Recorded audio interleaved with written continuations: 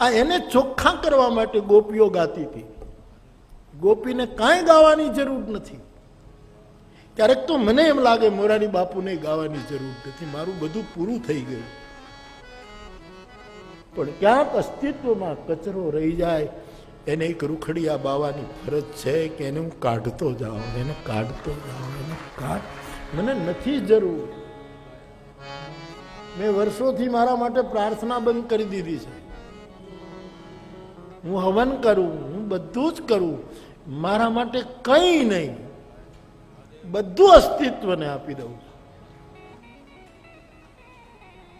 હવે આવી અંગત વાત કરવી બરાબર નહીં, પણ તમે અંગત છો એટલે. તમે અંગત ન હો તો એના બીજા અર્થ કરજો. કારણ કે માના ખોળામાં બેઠા હોય એ તો બધા ભાઈઓ ને બહેનું હોય, અંગત હોય તો જ બેઠા હોઈએ.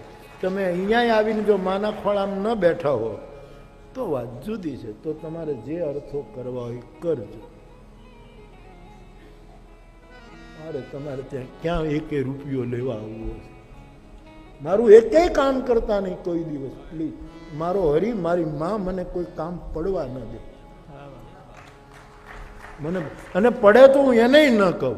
તે મને જીવન આપ્યું, તે મારી પાસે કેટલું ગવડાવ્યું, હું તારી પાસે શું કામ હવે કાંઈ માંગુ?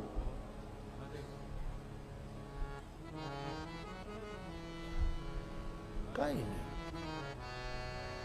પણ સમાજમાં જ્યારે અમંગલ આવે, તમને કથામાં રસ છે, હું જાણું છું, એટલે તમે આટલા શાંતિથી સાંભળો છો. યુવાનો કથામાં આવવા માંડ્યા છે, એક સારી નિશાની છે.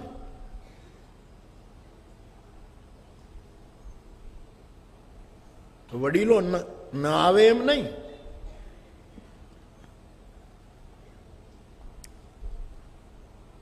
પણ યુવાનો કથા શ્રવણ કરતા થયા.